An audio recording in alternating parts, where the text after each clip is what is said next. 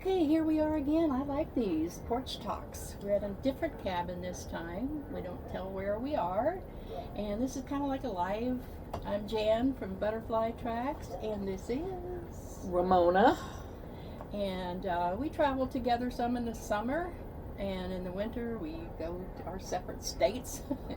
But we have a good travel style together. I think I'll start that before we even do the questions, because some people, wonder if you're traveling with somebody, what's it like? And it's different. I mean, I think you need to think about your travel style if you're traveling with somebody. And our travel styles are very similar.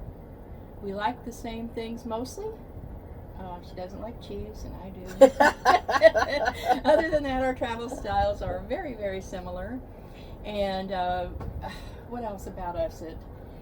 We travel more parallel. I've seen people try to travel together where they share every meal, and they stop at every stop together, and they follow each other along the road, and then they're everything from having coffee in the morning to campfire at night. Oh dear. Somebody's doing a saw over there. Probably there will be. We're right here in this place right across from an activity center, and there are people all around. I think it's important for people to know that this is life. We're in a 1,000 trails. We're not going to say where. In 1,000 trails somewhere, and there are a lot of RVs around here. It looks like some of these people probably live here. Yeah, I don't know about year round, but at least now. But they're obviously working on something over there. So back to what you were saying. Yes, about travel styles. I think what makes us travel well together is that we are separate but together, right, or together but separate. Parallel. Yeah, exactly. Because and if I think for us, we change our minds frequently.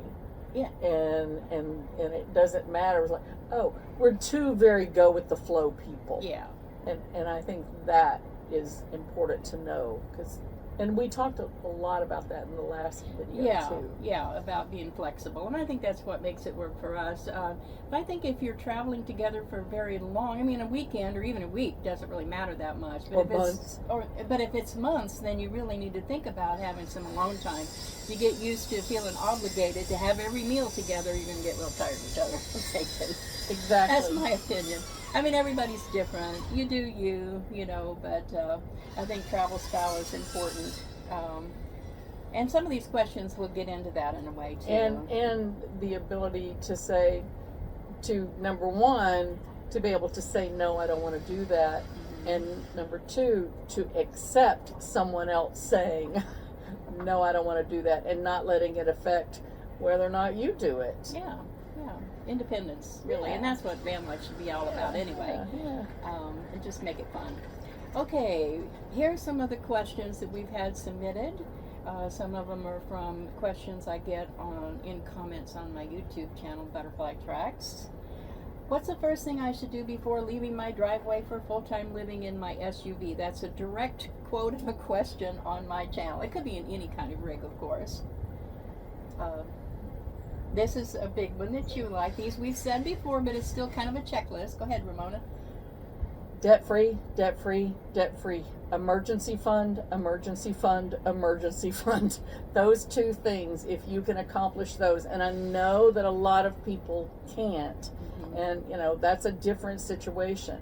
But if you're asking my opinion, I say you end up spending money, and everybody's style's different. So are we talking about leaving your driveway to go to a nearby campground for a week, or are we talking about going cross country for years?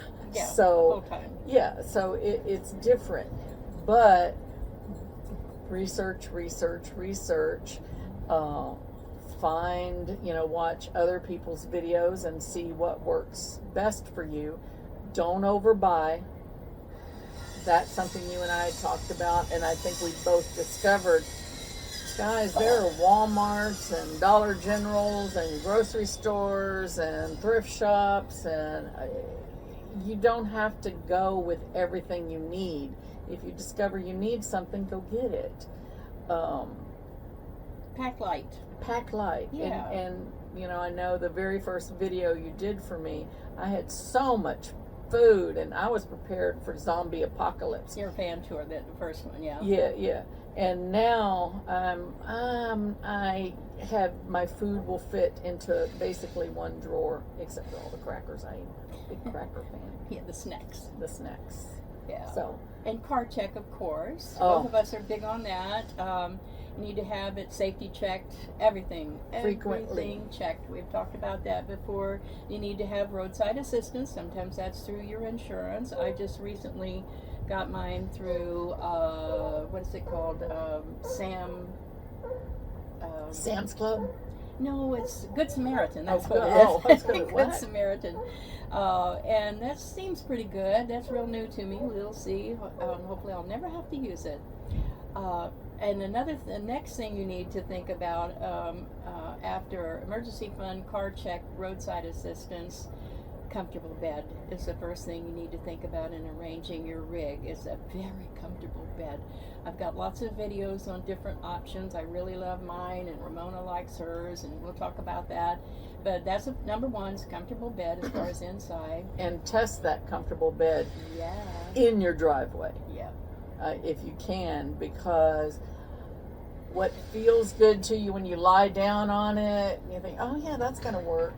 And then it's 3-4 o'clock in the morning and you're flipping from side to side and your hip can feel the board or whatever's underneath you.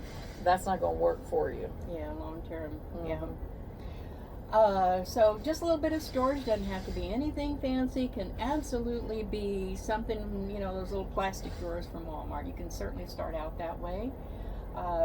Power station, you don't need a lot to start out. You don't even have to have one to start out. There are a lot of things that can be run off of your 12 volt cigarette lighter in your car, but don't trust that because that can blow fuses, right? You can blow those fuses, so it's not a bad idea to have a few of those fuses around for that. Yes. And on the storage thing, that's personality and travel style and what you're doing. But I know for me, I like to have things within reach. Yeah.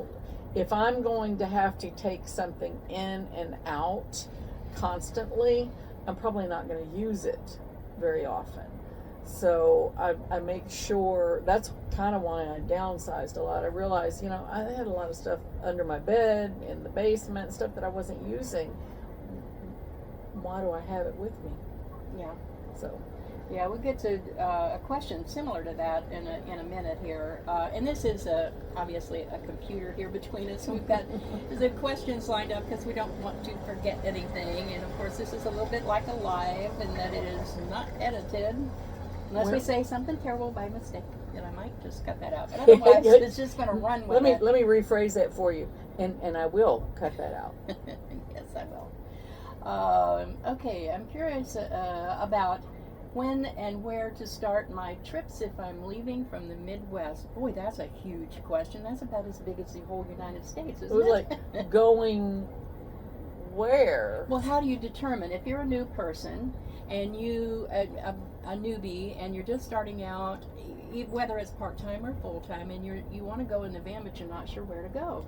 First of all is weather. Second is weather. And third is weather. It's weather. Go where the weather is beautiful. Go away from the heat in the summer, and sometimes that's north, but a lot of times even in the north it can be hot, so you just have to search around for the best weather, and usually it's elevation. Elevation. And Right. and only some people can't stand to be cold. I would rather be cold than hot. Most people, I think, feel that way, but not everybody. And I tend to get cold too easy. Mm-hmm. And I can't stand sleeping when it's above 70. I don't sleep well at all. So that's what I'm always looking for. And as far as when, again, that's such a huge, broad question. It's very individual. Because what do you want to do? Are you going to go see stuff? Are you going to see people? Like, personally, I time my travels around family visits, family holidays, doctor's visits, the things that I need to accomplish in my life. But some people aren't doing that. So I don't know how to answer that question. Well, if you just want to go and you don't know where, you have to think about, do you want to stay for a while, or are you mostly traveling to see something? You want to go camping for a week just to get away from just to get away and have some alone time, or are you going to a meetup? Boy, that is too broad of a question. I know. What It's do you like, want to see? when do you start your trips if leaving from the Midwest? When you're ready? Yeah, well, people who live up north might want to travel in the winter so they can go south. People like me from Florida and you from Texas, we might want to go find cooler weather in the summer. So your big trips may vary depending on where you start I would need from. more information to help with that one. Yeah. And we did, in our last video, in our last porch talk, we did go over how to find places and how to plan trips. So I'll put links to that below. By the way, just so nobody comes after her, we do realize that last time our porch talk was sitting on a couch inside a cabin. It's still a porch talk. We do know that. So you don't need but to tell us. But the cabin had a porch, we just weren't there. I'm like remembering, did it? Yeah, we did. We didn't spend much time out there, but this is really pretty. And maybe right at the end I'll swing around and show you how cute this place is. Yeah. All right, next question is, do you keep an itinerary or just wing it? Both? Yes. I was going to say yes. We do both. Right now, we're just kind of hanging out. We're waiting for the leaves to turn, and we want to see we want to be leaf peepers. We may go up into Pennsylvania a little bit, or who knows, maybe even New York, but not much because we want to get back to Florida. Yeah, I have to be by the end of October. I have to be in Florida October 30th. Yeah. So we're doing a little more detailed planning now than maybe we would because we have timing involved. Exactly. Where most of summer we can just foot loose and fancy free and go whenever, wherever. Except if you're on a caravan. And sometimes we have an itinerary that's more like a suggested plan, because we can be driving along and say, oh, look at that. Wait, and then one of us will call the other and say, hey. Hey, Ramona, did you know we're right here by Gettysburg? Yeah. I need to do that video. Yeah, I've got that video. I've got a lot of footage from travels, even recently, surprising things that we've found, and it'll be going back in time. Most of my videos are in order of life, but I want to go back to some of the special things. I might combine like Gettysburg, which is a surprise, and we just happened to end up by Mammoth Cave, things like that. I might just do a video combining some of these special things we found almost by accident. And I would suggest, because I would like, Gettysburg. Oh, that's too sad. I'm not going to go there. It's not a destination I would have said, oh yeah, I want to go to Gettysburg. Travel for months or a month to get there. Yeah, and I'm not going to lie, Mammoth Cave, I don't think I knew about. And whoa, I plan to go back there several times because you could go. They have so many different tours, and it's hundreds of miles of cave. I'll do that video. I mean, we didn't get to see as much as we wanted. That's kind of a leave me hanging kind of thing. I want to go back and see more. Yeah. All right. I had a question about the Grand Canyon, but I'm going to make it more broad than that because I did not go back and research exactly when we were there. And I'll put a link to that video below also because I was there. I think it was Memorial Day or something, that there was a holiday there and everybody was worried. In fact, you hear people talking about going to the national parks and it's crowded and there are lines to get in and there's crowded when you get there and you don't get the feeling of really being there. But I went early and it was a holiday weekend that I went, and there was almost nobody there. There was nobody in front of me and nobody behind me. Early in the day. Early in the day, and it was very much worth it to get up early. And I did not do it early in the day. I did it later in the day. But it was still okay. And it was still, I was great with it. I took my time. I had initially taken the bus ride and just to go up and see. And if you do Grand Canyon, if you do any of the national parks, I'm just saying, throwing this out there, always watch the movies.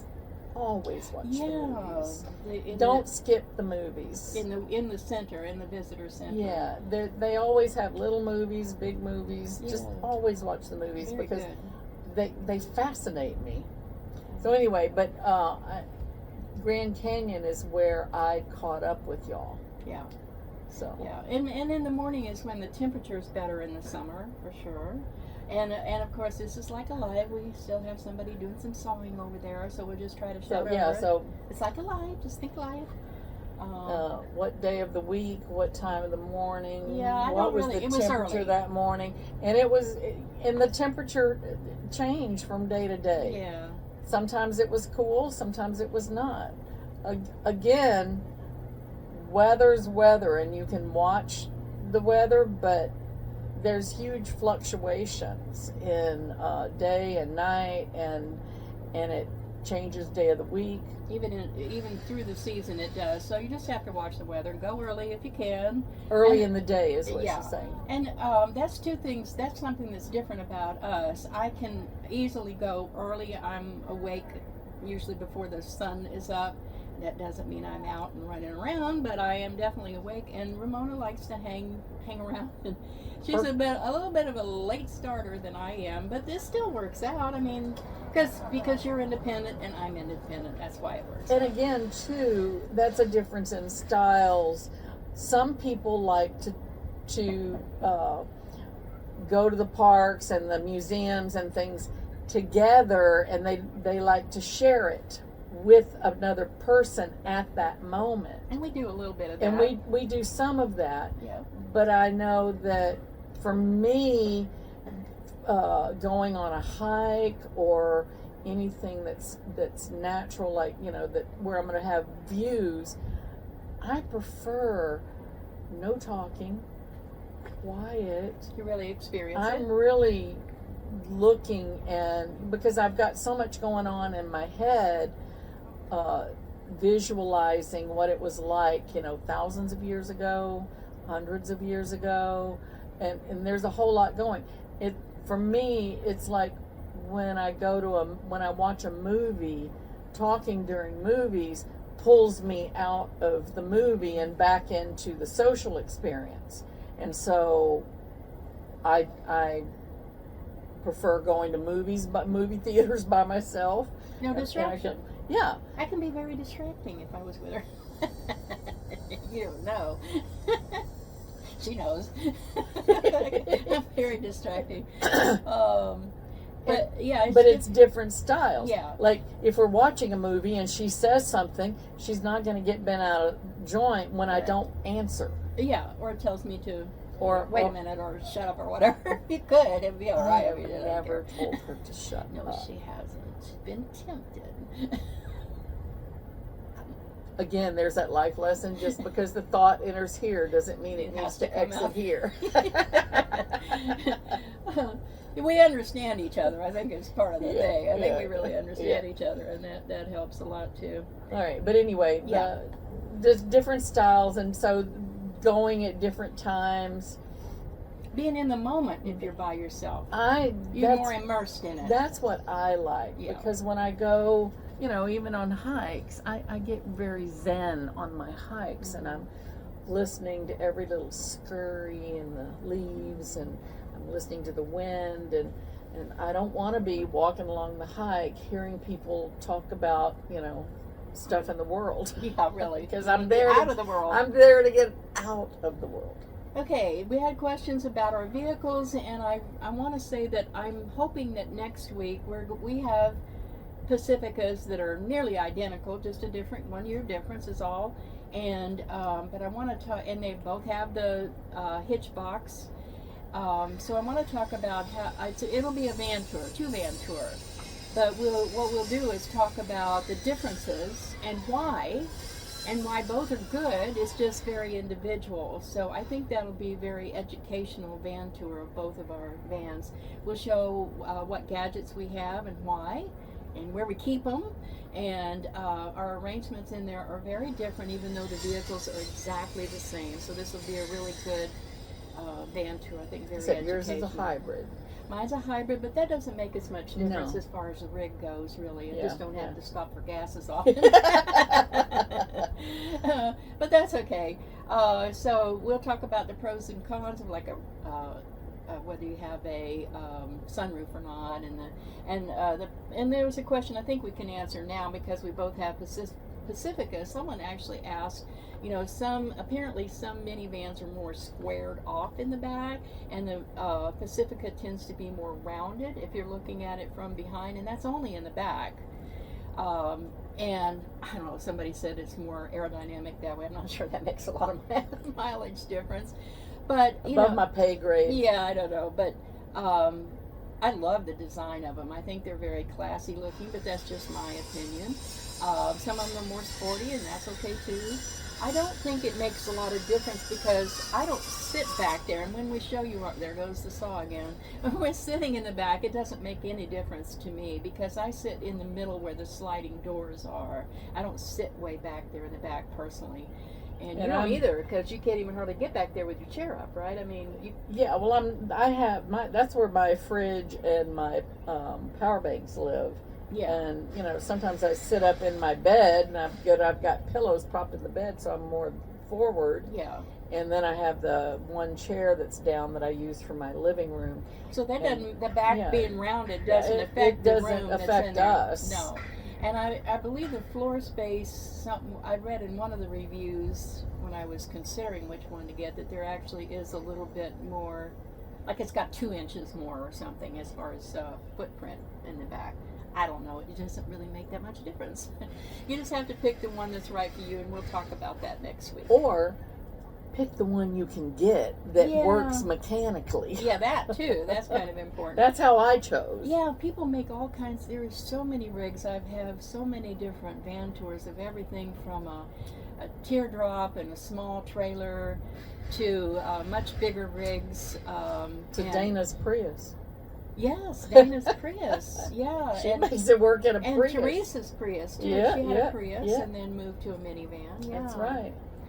Okay, we had a question about how do I connect with other women? Is there a supportive community in my part of the U.S. or Canada? I had someone ask just recently, please stop, sorry, maybe I'll cut that out. That might be the only parts I cut out. Is She won't. Leave it in. Leave it in. Leave it in, okay. Right, real life. Keep going. Keep okay. going. See, I'll have to take it out now because I can't remember. You were talking about how you connect with other women. Yes, a woman was talking about asking me specifically if there were women in the Pacific Northwest that she could get to know. And yeah, we met people when we were up there. We had a little, just a pop-up sort of meetup up there. And there are women all over the whole United States. There are in the Butterfly Tribe Women Who Camp Facebook group page. And I'll put a link to that below. It is women only. It's very safe because we have the best moderators in Facebook. I mean, some of them are very strict, and I love them for that. We do moderate. We do the best we can, of course. And women only, very supportive, lots of information, lots and lots of meetups. You go to the events page, you have to scroll down and then load more and then scroll down and then load more and then scroll down. And again, it's build it and they will come. Yes, you can add a meetup, an event in there.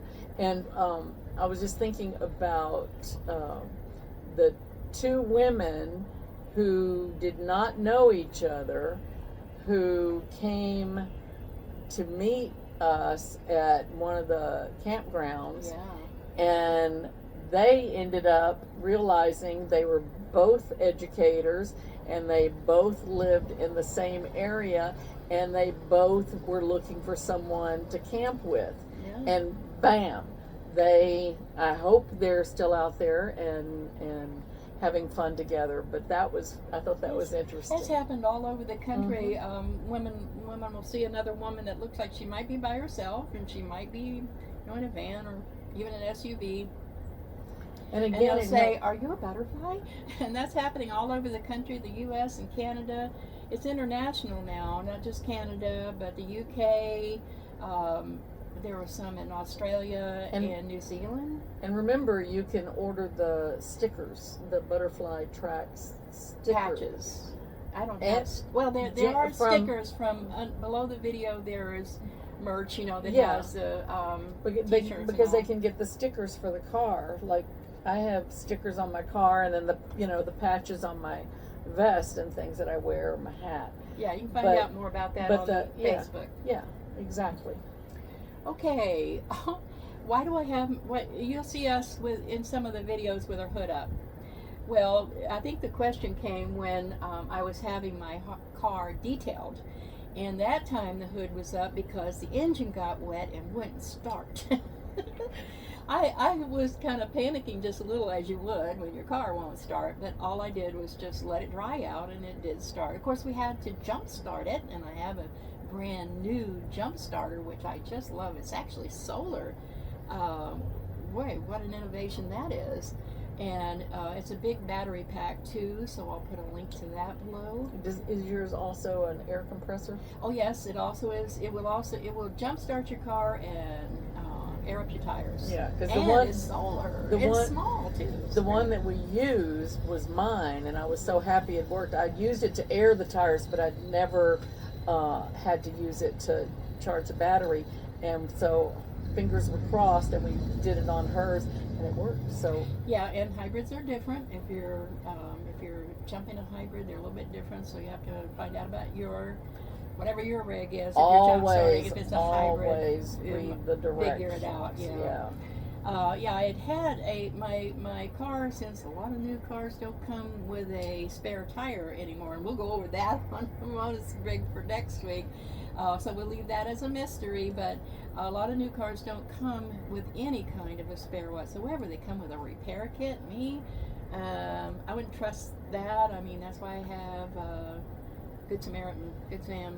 No, and those roadside kits only work if you have a slow leak or one little hole, but if you have a blowout situation, but we can talk about that. Yeah, we'll do that for next week too. Right, so the hood up, there's another reason for leaving the hood up, and that's the main reason we leave the hood up. That's usual. The other one was unusual.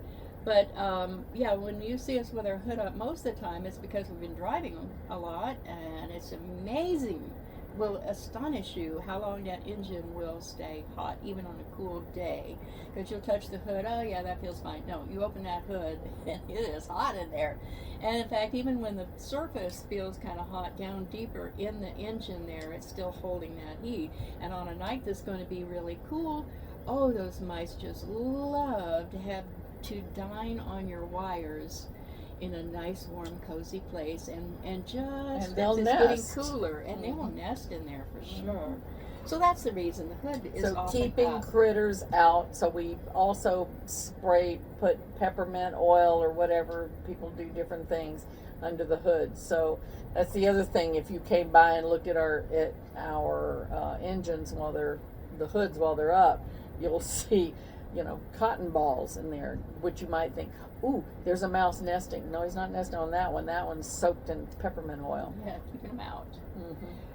Okay, someone asked, has my solar panel made a significant improvement in the way I use power, and was it worth it? Because I have a video, and I guess I'll put that down there too, about when they put my solar panel on the roof. And I had someone else do it, partly because of my mild disability, and they were experienced at it. It was a van conversion company in DeLand, Florida, that I had do it, and they did a beautiful job that I'm sure I couldn't have done as good as they did. Girl, you couldn't get up on there. It Yeah, wouldn't that's do how any am I kind of getting job. up there now? She's saying like that, like, Well, I I could could have have, but couldn't. no. First, you have to get up It there, made me snort. and And you have to position it. I mean, that's just First of all, and some people could do it, but you to me, it takes two people. standing up there, like, How am I getting up there? and Right? then you gotta be holding on. Girl, Nah, forget about it. Forget about it. So I have 200-watt flexible panel on top, and you would never know it. You'd have to be looking for it. But it is a flexible panel, and I like that because they said you could walk across it, which I'm hoping nobody walks on my roof. But it's supposed to be very sturdy, and I don't worry about it breaking. Probably not even unless it was really terrible hail, because it is flexible, and that keeps my all powers, 2,000-watt all powers, charged up really nicely. Unless it's cloudy and overcast for a couple of days, and then it's not doing anything. So that's one method that I have on one of my 2,000-watt power stations. The other power stations is a Afery. I'll have a link below to that too. I'm not sure. Offery, I've heard it pronounced, but it's a 2,400 watt, and I have a Blue Eddy Charger 1 hooked up to that. And again, I have that same company hook that up for me because mine is a hybrid, and I worry about the all the different electrical stuff with a hybrid, so I had them hook that up. There he goes again. And while she's pausing, even if she had not had a hybrid car, she still would have had to pay somebody Yes, to I do would. it. She I could don't not do do that. it on mine. She wouldn't know what, she would just fry the car. Yeah. Well, I don't trust myself to do electrical in particular. I couldn't do it, and I wouldn't do it. Putting together an IKEA thing, Cabinet, I've done that. like she did, that's one thing. Getting in there with the wires and the No, that's just I've seen women do it. They watch videos. Yeah, we ain't those and, women. And bless your heart. yeah, we ain't those women. I just it wasn't that expensive. I didn't feel like, so it just seemed like a good thing to do, and I love it because having two different methods, because we drive a lot, having the one that charges while I'm driving takes care of it if it's overcast. So when I run, the only time I would run out of it is if I was camping in the shade for 2 or 3 days. Then I'm going to run out because I'm not driving to charge it and I don't have the sun. Yeah, I'm still But I love it. dealing with issues, so I don't know yet. She's going to get there. Maybe next week, if you want to, we can talk about how you work with your power, or if you want to now. I can tell you now. Okay, do it. All right, so my power that I have two 1,800 watt Anchor power banks. It's an Anchor Solix C1000, and I love them. And I have one 1,800 watt expansion pack for one, which means it connects to it, but it doesn't have all the plugs and every extra plugs and things. So anyway, so that's 3,600 watts of power I keep in the back. And then I have the other 1,800 watt one I keep in the front seat. And if I can't find a plug where I can run the extension cord, like here at the cabin, just run an extension cord and plug it in. But when I'm out on the road and going, I have solar panels, but my solar panels are not attached, and I would have to stop and be a slave to the solar panels for a few hours to get it. And I just don't have the patience. So what I do is at visitor centers, welcome centers, libraries, whatever, I will carry the one in and charge it up, and then I put it back in the front seat, and I run an extension cord from the front to the back and just plug it in. So I'll just keep it going that way. I did have someone work with me. I bought what's the EV charger converter, which I've used a few times at EV charging stations. But I'm going to tell you now, there are a lot of EV drivers who are not very happy with EV charging stations being used for anything but charging EV cars. So I don't like to do that very often, and again, it makes me have to be still for a long time. in a place where people might say something to you and might not. So I have done that. I did have the plugs, the 12 volts, recently changed in my car, and was hoping that would allow me to use the 12 volt charger on it. But I've learned from Anchor that my Anchor's draw, the 1800 watt one, draws too much power, so it keeps tripping the fuse, blowing the fuse. So what I've learned is I can get an Anchor 1000 watt or an Anchor 1200 one and try it. So that is going to be my next step. I'm waiting till I get back to Texas to do that, and I will be changing that. I'm not doing the DC to DC charger yet. If this next step doesn't work, where I get one that will charge off my car, then I'm going to go ahead and bite the bullet and do that. Yeah. So, but in the meantime, wherever there's a plug, right? Wherever there's a plug, I'm plugging in, and then I'm draining the one to charge the other, and it's working for me. So libraries, sometimes a pavilion at a park will have them. A lot of times those do. Yep. Campgrounds with a plug in the bathroom. I've only been to one that actually had a sign that said not to plug in there, but they said you could use the outside plug. So I don't know what that was about. There are options out there. Oh yeah. Okay, do I have Starlink? Well, to get Wi-Fi, and I have considered the new mini one, and I might do that eventually. But here are some other options. Libraries, first of all. You can go in there and use their Wi-Fi. Sometimes you can use it from I'm finding less and less that I can find a good strong Wi-Fi from the parking lot.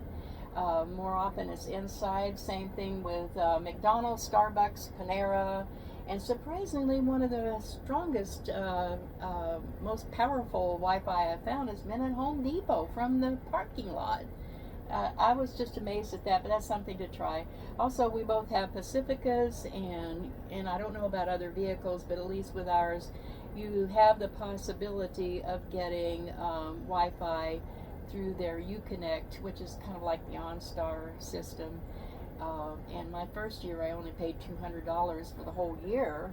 I don't know if it's still that price or if that was just a first year thing. Yeah, but that's an option. It was $300 something when I did it 2 years ago. Yeah, so mine was almost 4 years ago. Yeah. Okay, the decision and the transition. What was the final push that made you decide to leave your conventional life behind, Ramona? First of all, I don't know that I've ever had a conventional life. So, again, that's another thing. Perspective. Yeah. Okay, so when I was planning to retire, I'm a Texas teacher. So when I was thinking about retiring, I knew that my grandchildren, I have a granddaughter in Maine, and a grandson in Florida, and grandsons in Texas. And then I have family and friends all over the country. So I thought I would do RV life. And I did, I bought a 24-foot Class C RV, way too much machine for me. I had it for 1 year, and life happened, and I didn't get to travel as much with it because, again, go do what you're going to do. That when question, that's different for everybody. But, like, I got breast cancer, and I'm fine now, I hope. And so when that happened, I sold the RV. I had to go through, my radiation and the surgeries and all that stuff. And I lived in an apartment for a couple of years going through all that mess. Well, as soon as they freed me up, I was like, okay, I want to hit the road. So I had heard about your group, about Butterfly Tracks, and I went to a meetup. I still had the Hyundai then, my SUV, and I went to the meetup, and I thought, oh yeah, I can do this.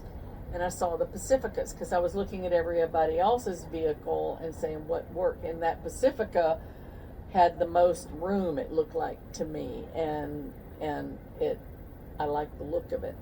So I went on a search and I found it, and I did part-time. I had my apartment, and I kept going to these meetups, and I went on a solo cross-country trip by myself just to see if I could do it. And then I joined you for a caravan, and I did that. But as I'm going out on these trips and things, I found that I was only going home because I had one. And I had plants, and I had, cleaning that had to be done. It was kind of an anchor at that point. Exactly, it was an anchor. And so finally, after I'd done enough of these cross-country trips, I was like, oh yeah, I can do this. So when my lease was up, I didn't renew, and I went full-time. And that is actually 2 weeks, somewhere around now. It was the end of 2 years. No, the end of 2 years. At the end of October, so it's almost 2 years, and I have not looked back. No, I love it. I do like the 1,000 Trails Pass that we do, so that we can get some time off the road. And I think we talked more about that in the last video. I don't usually do that. Even when I've paid for the whole year, I almost never have a cabin in the summertime, because I'm usually on a caravan with some other women, and I'm not going to leave the caravan and me go in a cabin, and you can't really get more than 2 people. Which is why you can sleep more than 2 people, but you can't get more than two cars. Oh, sometimes there's not room for one car. Yeah. I do it a lot by myself in the summer and the winter. I do it all the time when I go visit my family, because I get peopled out. And spending a week in a cabin all by myself is like heaven. Yeah, I do that in the winter a lot. A lot. Yeah, it's really convenient. Yeah. Okay, I didn't have a final push. Mine was a lifelong process. I was ready to fly. I was not a final push, and I just couldn't wait. How did your family, especially adult children, react to your decision? Me? Well, just lightly on yours. I'll talk lightly on mine. Yes or no? My sons, honestly, I don't think y'all would have to tell me, Eric and Michael. I don't think that they care. I think I've mentioned this before.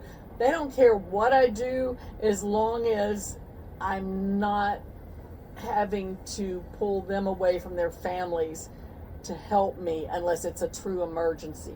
So I know for one of my sons, the only concern he expressed was, if my being able to handle it, did I have everything that I need? They helped me find, he and his wife helped me pick a good car, because, I needed to be stable. And I think my other son, actually, the Texas son, I think he's a little jealous, because he would love to be out here. They're campers. They like to go. So I know that they are pleased that I'm having fun, and they are pleased that I'm independent. And I haven't heard from nobody who knows me has looked at me and go, have you lost your mind? It's more the people that in my world are more like, they think it's cool that I can do this and that I'm independent. My family was concerned. I think that, I think you're lucky if your family is concerned. I like that idea, but they understand it. I think they understand. I really think they do.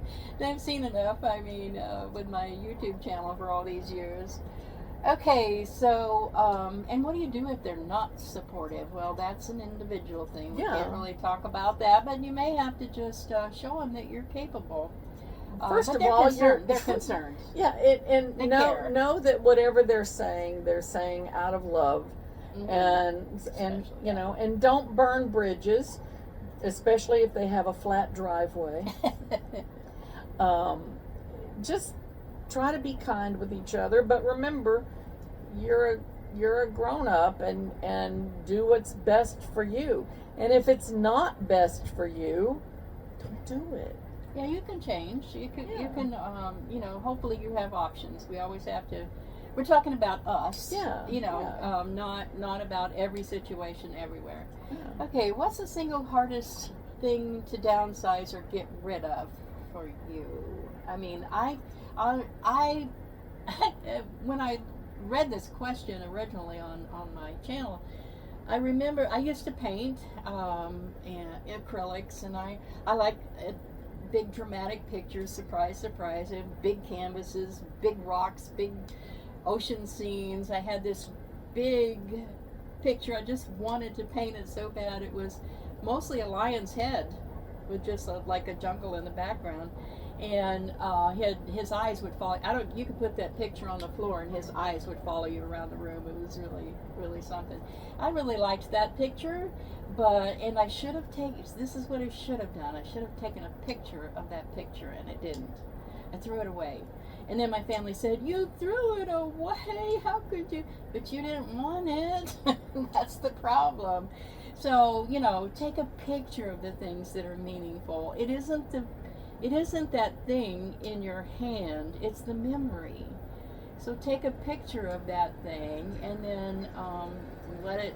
You know, if somebody in the family will take it, but when you're gone, who's going to want it? You know, if nobody wants it, then you know. You can bring it with you. It's the memory that's more important of those sentimental things. Don't you think? Yeah. Honestly? Now, for me, because I do, and I could change my mind and go. You know, I could wake up tomorrow and go. Oh, I think I'll get an apartment. I do have a small storage unit that I have my dishes and clothes and Christmas things, and I love doing jigsaw puzzles, like big pretty ones, and so I have a big puzzle table, and I have things that I did not downsize, but I started downsizing years ago, a little at a time, because I had a family, and I've been in a big 3-bedroom house, and I went down to a 2-bedroom, went down to a 1-bedroom, and now I'm down to a car. But all my things won't fit in that car, unlike where you are. Yeah, everything I own is in my car. Yeah, and I don't have all my money in there. Just so you know. I do have the storage shed, and I'm not willing to give it up. People say, "Oh, then you're not really committed." Okay, whatever you say. But I do have things that I've held on to. But one of the things that I did, and I'd want to throw this out there again, because I thought it was such a great idea.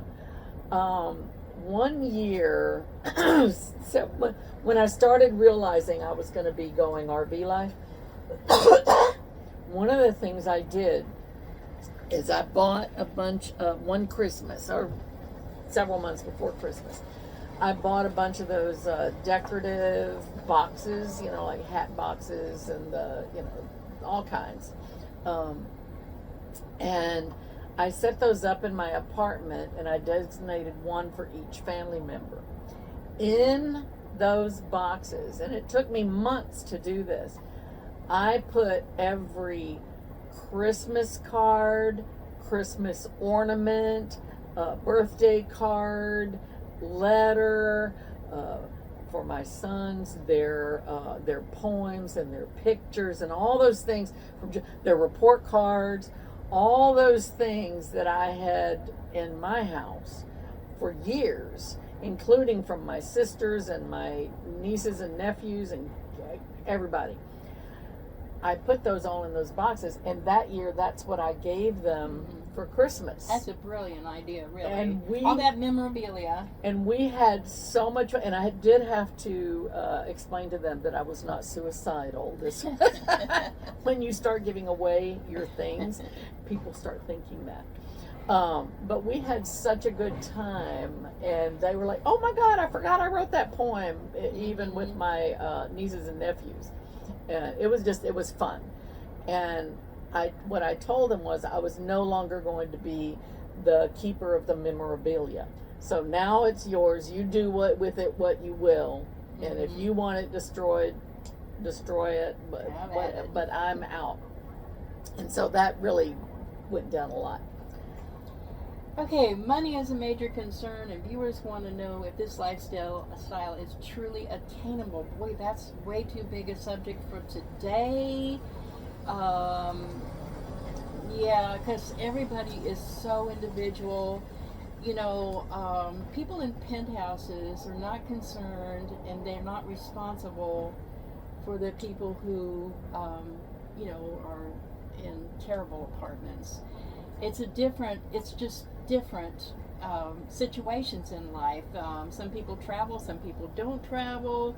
You want a house, you want a RV, I mean, there's so many life choices that, you know, our life can be as different from like a $1 million RV or people who jet set around the world. I mean, think of all the options there are in life. And there's some people who get only $500 a month Social Security, and there's some people who get $3,000 a month Social Security. So that's too big a question, and you have to figure it out.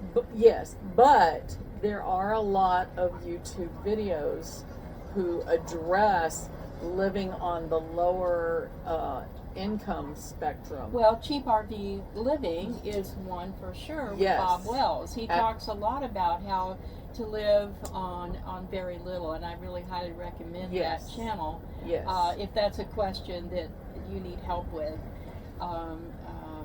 I don't have a lot of income. I have very little Social Security, so I do depend on YouTube, the income from YouTube, to be able to do what I do. And this is a good time to say, please be sure, if you have not already, to hit that like button, go down and comment. I love your comments. You put a comment, any comment in. If you can't think of anything to say at the moment, questions? Put a butterfly or, you know, a heart, whatever. And be sure to subscribe to the channel and to hit that notifications button so that you know when she puts up another video. Well, here, this will surprise you. I've actually thought about, and I probably will, put a in the description of my channel itself. If you're on the channel, click on the butterfly to get to my channel page. I'm actually going to put in the description there, like most other YouTubers do. I'm going to put my Zelle contact in there, so you can buy me a cup of coffee or something. I don't drink coffee, but and by you and YouTube a cup of coffee. Didn't you say that YouTube takes part of that? No, not if you do it by Zelle.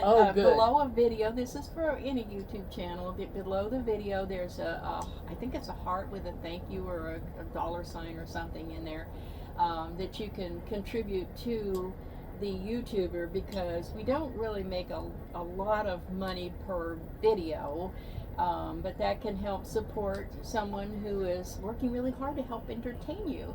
And but if you do a donation to a YouTuber, a lot of them have it on there, is like a Zelle or a PayPal contact that you could just give them a little tip as a thank you. So does that surprise you that I actually added in there? Because I never asked for money. She hates asking for money.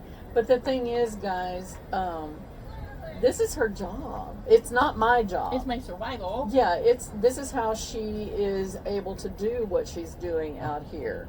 So, you know, she can be generous and do things and tell us things out of the kindness of her heart. But she does have to buy food and gas and, you know, stuff. So, anyway, for me, I'm living off, I don't have a lot of resources, but I have a steady income with my Social Security and my teacher retirement. So every couple of weeks I get money. I'm spending it, and I need to back off because, again, aren't they pretty? Investments. Investments. Yeah, I had a lot of expenses this year. Yeah, with cocoa and so on. Yeah. What's our average monthly budget now? I'm not a budgeter anyway. I just try not to spend any more than I absolutely have to. Right now, we're saving money actually by trading off.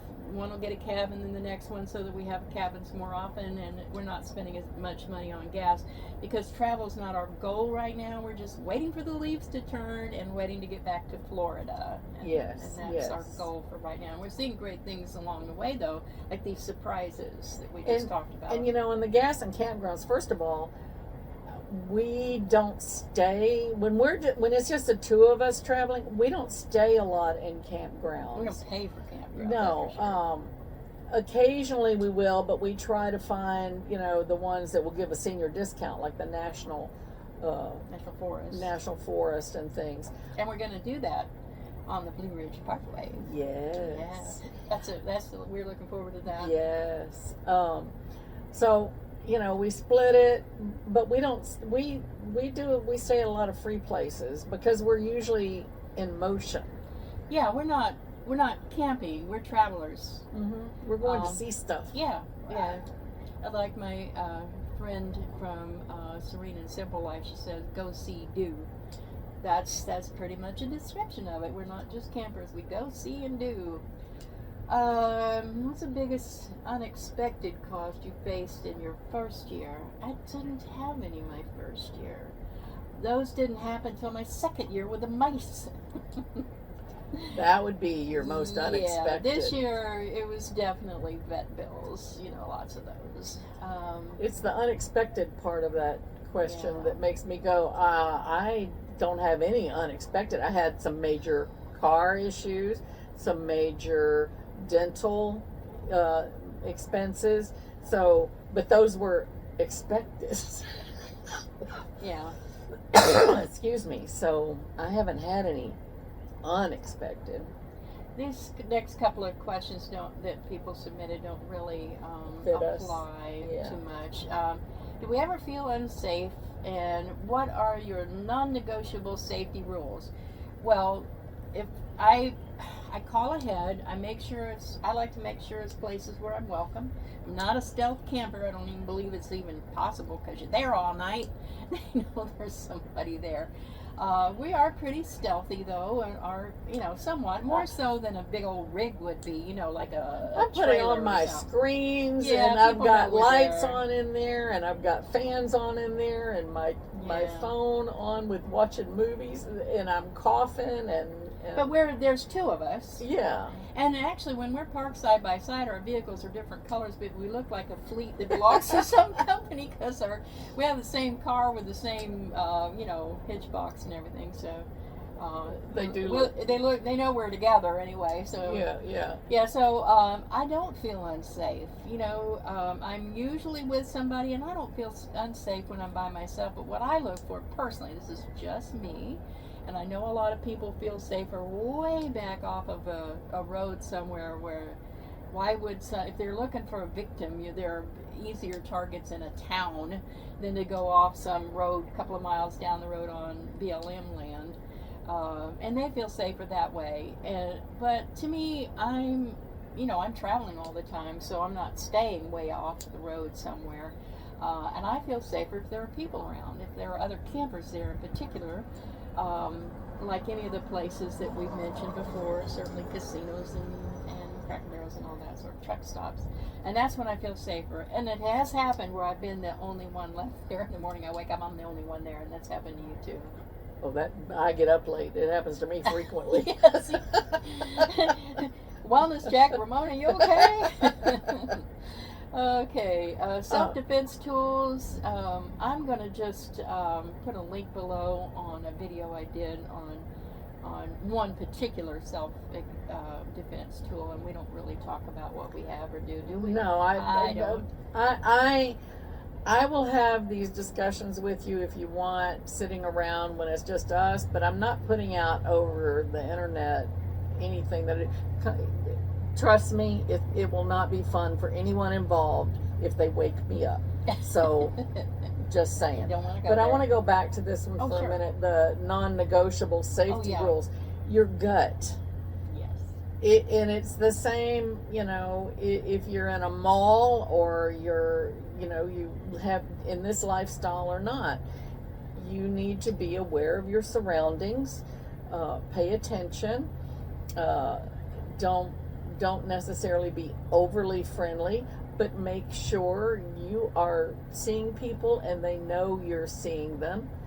And I did talk about this in the other video from last week. It's the same thing when I'm at, and I do it every time. If I am setting up, if I'm alone and I'm setting up, I've got my earbud in and I'm pretending to talk to, usually pretending to talk to you, like, oh, well, where are you? Okay, well, when are you going to be here? Yeah, and I'm telling where I am, and I'll say, yeah, there's this, I see this, there's this van, there's that car, you know, oh, or there's plenty of space, and oh yeah, and then I'll get tired of talking, so then I'll say, oh yeah, what happened? Wait, what? Tell me that again, So and then I can it's be like quiet there's for a someone minute. on the way, right? Yes, Yeah. exactly. And if I'm going into like a Planet Fitness or somewhere where I'm in a parking lot during the daytime, I'm putting up my things in my screens more so because I don't want anybody breaking in my car. So I don't like people to be able to see that there's something they might want, like to leave them guessing. And I always lean into my car and go, promise I won't be that long. I'll be back soon. So if anybody's watching, they don't know. It's like, is somebody in there or are they not? So that's just little things I do. But I have a really strong survival instinct. So I'm just always, my brain is always paying attention to who's around and not, unless I'm with a group, and then I don't pay attention that much. Okay, medical emergencies or vehicle breakdown in a remote area. I'll put a link to that. Ramona stayed with me in this big parking lot area off the side of the road near Yellowstone when my brakes went out and I had to be towed, and we were there a couple of days because it was a weekend and I wanted to be towed when they were open. Any rate, that turned out okay. You know, that turned out fine. And I did have a medical emergency. I had an injury to my leg, and then it got infected. But I was so lucky. I was at a meetup, and there were several nurses around, and everybody just really came to take care of me. So no, I haven't had a medical emergency. I felt not good. Just the other day when I was driving here, I felt not good, but it wasn't like an emergency. And I can't really answer that. You call 911, right? Yeah. Just like you would if you were in an apartment. What if you were in your apartment and something happened? You would call 911. I think a lot of times too is we get locked in on the what if? The what ifs and but you're living in your car. You know, what if you were on vacation? Yeah. And you had a medical emergency. What would you do? Do that. Yeah, it's not that complicated. Yeah. So you can what if yourself. I don't know. And I always go back to what Albert said. What if a frog had wings? It wouldn't bump its butt when it jumps. It's like Too many options. there are too many. Yeah. So medical, again, there are dollar stores and urgent cares everywhere, all over the United doctors, States. Yeah. Ambulances, all that kind of thing. Yeah, You really yeah. needed that, so don't what if. Yeah. What's a typical day in the life actually look like? Well, this is part of one right here. We're just hanging out. We do life. We do like what We just sleep in a different kind of situation than you may. We brush our teeth. We brush our hair. One of us puts on makeup. We clean our house, we cook our food, or we go out to eat, or we watch a movie, or, you know, we have see- we have maybe more options than if we were in a sticks and Yeah. bricks, because we're free to go We- anywhere, anytime. we- But other than that, the rest is the same. we go to the library. Like We libraries. go do, love libraries. We go do laundry. We sit and look at the world. What a day looks like each day. It's as different as your days, right? Yeah. Or as same as your days. Yep. You know, we can go periods of time where we're not really doing a whole lot. Yeah, and that's a nice break once in a while too. Yeah. Where do we shower? Well, if you're a newbie, you might want to know this. People do still ask. There are campgrounds if you're camping. There are truck stops if you're traveling. There is Planet Fitness and Anytime Fitness. What am I forgetting? Shower-wise? That's pretty much it. Yeah, and YMCA. I have friends that use YMCA. Senior centers. If you have through your insurance company, Silver Sneakers, and we talked about that last time, is you can go to Silver Sneakers, allows you to go to any gym almost, and you can check with the gym and wherever you are. Also, a lot of the state parks and national parks have, with shower houses at campgrounds, have day passes, and you can go in there and take a shower and charge your power bank if you need to, and friends and family. Yep. How often do you move versus staying in one place for a while? Well, that's very different for everybody. Our styles are similar. We like to travel. We travel a lot. Sometimes every day for a while. Most of the time not. It's 3 hours of wheels rolling is ideal.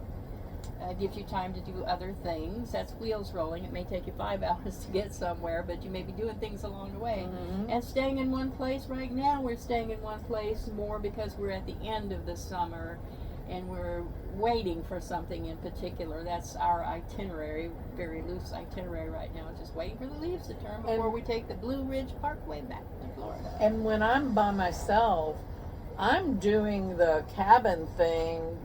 I'm either with family or friends or cabin every few weeks. So, sometimes I'm traveling. That changes. It's individual. Yeah. For me in the winter, it's a lot of meetups. I love going to meetups.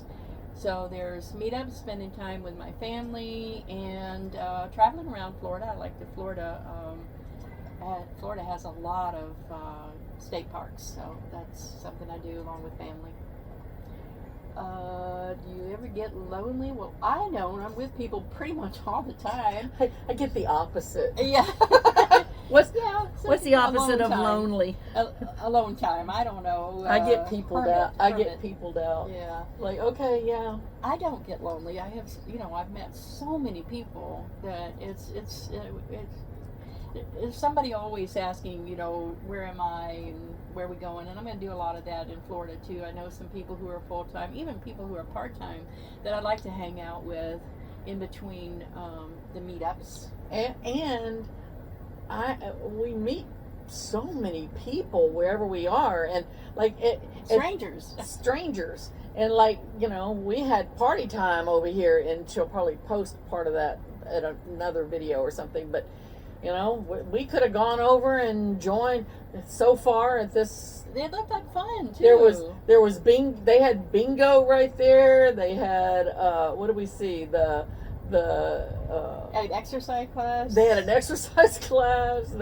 So a lot of the different campgrounds have activities too. So again, that was a wild party last night. Oh, that was a wild party. They actually had a really good band. Yeah, really good. That was good. I can't show you any of the music because it's copyright and everything. But I'll show you a little bit of the party last night. Just a little clip of that Yeah. after I show you around here. So again, that question of the loneliness. Some people have a harder time meeting people than others, but if you can step out of your box at all and maybe go to a senior centers, and a lot of people don't know this too, but all over the country, a lot of the senior centers give free lunches on certain days. So you can always research that in an area where you are and see if there's a bingo night or a a luncheon, or a lot of them do. Yeah, so that's something that's kind of like snow parks. That's something I've yet to discover much about. Yeah. What's the most rewarding part of this lifestyle, and what's the hardest part? That kind of goes with if it's changed our perspective on life and aging and freedom. That's all kind of one thing. How perspective? It hasn't changed my perspective. I've always been a roamer. When I was I think I get that from my mom, but as a teenager growing up in Houston, I used to just get up and go take the bus and just go all over town, and if the bus was taking too long, I would just walk and walk and walk, and I was just always looking. I was talking to people and meeting people. So my perspective hasn't changed, other than the driving, because before I chose this lifestyle, I hated to drive. I hated it. But that's what I've learned is I hate city driving. Yes. I hate driving around other vehicles. It's not the driving I hate, it's the trying to keep, it's traffic, and other people they're just some bad drivers out there, rude. And I didn't realize, because I grew up in Texas, I didn't realize how much of a mountain girl I am. I love driving on these windy, twisty roads. Challenging and fun. The challenging, yeah. I described quite a bit of this subject in my last video, Escape from Gravity. And that is what it is for me. It's escape from gravity. I'm feral now, and I'm not ready to go back into captivity. That kind of freedom is so far above the matrix for me of, living for your home. Because I've done that too, the garden, and I've got to, this needs repair, and that I gotta think about the roof and all those bills. Oh my gosh, the utilities that are going up, and the insurance, and the taxes, and the yard, and the painting, and this, and there's a table that doesn't have something on it. I gotta go shopping. This is why I've never wanted to be a homeowner. Yeah, I've been a renter, except for one mobile home that I own. Yeah. But other than that, so much goes with that. I know people who live their life for their house. Yeah. And there's absolutely nothing wrong with that. I live my life to drive because I love the road itself. I love what's around the corner. But that's not everybody, and there's not a wrong. I'm not saying one's better than the other. I'm just saying I like being feral. I like the escape from the matrix. I want to be on the outside looking in, and just the whole world is mine. I think it opens the whole world to you. See, I think that's one of the differences between us. Is I was born feral. I was raised by a feral woman. Yeah, I probably always had that in me, and I just never knew it till I escaped it and just understood how good it is to be outside looking in at the matrix. And I don't know if you can describe that if you've never done it, and really more than 1 year, even full time, because I traveled with a lot of women that had been very part-time over the years, and being full-time, being on the road for a very long time, they couldn't handle it. They really couldn't handle it. And that's okay too. It's okay for them to go home. That's the thing. You don't have to. I'm going to say now, if you're judging other people for their choices in lifestyle, then we're probably not going to be friends, because I really feel like I'm an observer. I've always felt like an observer on the planet. And so there's just a lot of different ways to do the same thing. You're living, life's an adventure. You're going to do it. Your experience is different from mine. It might, some people can't handle it when their acrylic nail breaks and a it's Kardashian. And they can't, well. What's tragedy? Let's just say, I'm sorry, I wasn't judging that. I still know people in our world that will get upset if their nail breaks and they can't get to They're not feral yet. a nail salon. And then there are other people who, there could be a dead body in front of them and they're going to be like, oh, well, that's terrible. Okay, 911. Okay, and then deal with that. And everything in between. Yeah. And there's no right or wrong. The people with the nail thing, good luck with that. I'm not judging, just do you, right? Do you, and good luck with that. So I'm just saying, it's different. How do you stay connected with family and friends back home? For me, well, there is a phone. This is 21st century. When are you not connected? But I think the thing to tell kind of newbies in particular is that you can get a whole different app, and probably several of them, so people can track you. The easiest one is just Google Maps. Just go in there and hit on the 3 little dots up there, do the drop down, location sharing, new share, put your family in there, share your location. They can watch you travel down the road. Unless you don't have signal, and they might lose you for a minute. So please let them know ahead of time. If you know I'm going to a campground, there's probably not going to be any signal, so don't worry about me. I'm fine. I'm going to be there probably for 2, maybe 3 days, so just don't worry about me. And that's how you stay connected, and call them. And text them, and if you have the iPhone, you have the Find My app that comes with your phone. My family, they know more about where I am than I know about where I am. Mm-hmm. And as far as the places where you are off the grid, definitely let people know if you can, but also on some of the newer iPhones, and maybe on I don't know about your phone, you have to check, and that's just check. Google it. There's the connecting to the satellites. So as long as you can get a clear picture of the sky, you can connect to the satellite, and you can send your location and or send and receive messages. Yeah, I need to change phone services. I have AT&T, which has worked the best all across the country. Always thought Verizon was best. I'm very disappointed in that, and I'm going to try T-Mobile. I'll let you know how that works out. But apparently they have, maybe it's a beta program where they're still testing, but they have a satellite option with T-Mobile, and I will let you know in some future video if and how that is working. All right, some of these were good questions. Which one you want? Let's see.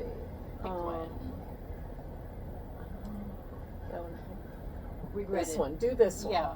Have you ever regretted your decision and thought about stopping, and what keeps you going? I kind of did, and that's in my last video, Escape from Gravity. But that wasn't really related to anything but Coco. Yeah. That was just grief talking. That was grief talking. As for me, so far, I haven't regretted the decision. Quite the opposite. I am loving my life. Yes. So the only time I think about stopping is I think about stopping in the future sometime, or if another major health issue came up, like the cancer came back or something like that, I'd have to. But anyway, what keeps you going? Having fun, right? Just coffee. Zip fizz. Yeah, I never, except for that brief moment there, I never have regretted it, not for one moment. Even then I didn't regret what I've done. Selling a house and all that. I've never regretted that. Not for one moment have I regretted that. in my very first video, very first video, well, on the road, I did my dad's video and a few other before there was a YouTube, but my first van life video, I said that I'm not afraid of people, I'm only afraid of my, I think, 71-year-old body at that time.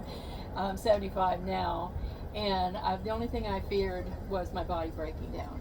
I wasn't even as afraid of my car breaking down as I was of my body breaking down, and I know that could happen. So it's something that I have to think about, but I don't need to until the time comes. Yeah. And again, that's that everybody is different. So we haven't experienced regret and wanting to stop, but that doesn't mean that you won't. Yeah, it's very individual. And I don't know about you, but my body is saying I need a break. Yeah. So I think maybe we could wrap it up here. I think so. Don't you think? Is this the last section? Yeah, we could do that in a future. Future one, because that's Yeah. a lot. Yeah, that's a lot. I mean, a lot of these questions you could go into. You could do a whole video on almost. Could have a any of series. these. Yeah. Yeah. And we'll talk more in the next video. Well, the next video is going to be pretty much about the difference in our rigs and why, and which one might work better for you, and all our gadgets and all that stuff. And I'm gonna we're gonna Peace out. These are bloopers. We're leaving the bloopers in, right? We're leaving the bloopers. Yes, she's leaving everything in. So we'll put my peace out on my shirt. Peace. Show you where we are. This really cute place. Our cars are over there. I guess I'm showing them. Yeah. And then, but we're gonna say goodbye first, and then I'm gonna show you the rest of the park here. All these noises that are happening, everything is so cute. So we'll see you next time. Next Sunday will be a vehicle comparison. Little squirrel. Squirrel. We get distracted easily. So thanks for watching all the way to the end. I really appreciate it. Leave any of the questions that you might have in the comments below. I love your comments. I at least give a heart and a like to every comment. Oh, thank you for making that noise. Let me turn around. So yeah, see you next time. Bye. And here's the rest of the campground. That's who's making noise over there. Shame on you. Show the cabins down the way. Yeah, this is the public area. They have all kinds of wonderful events They're over setting there, up for right something. across. And they're setting up now. And there's a playground there. And this is what our cabin looks like. It's really cute. So we'll see you next time. Bye.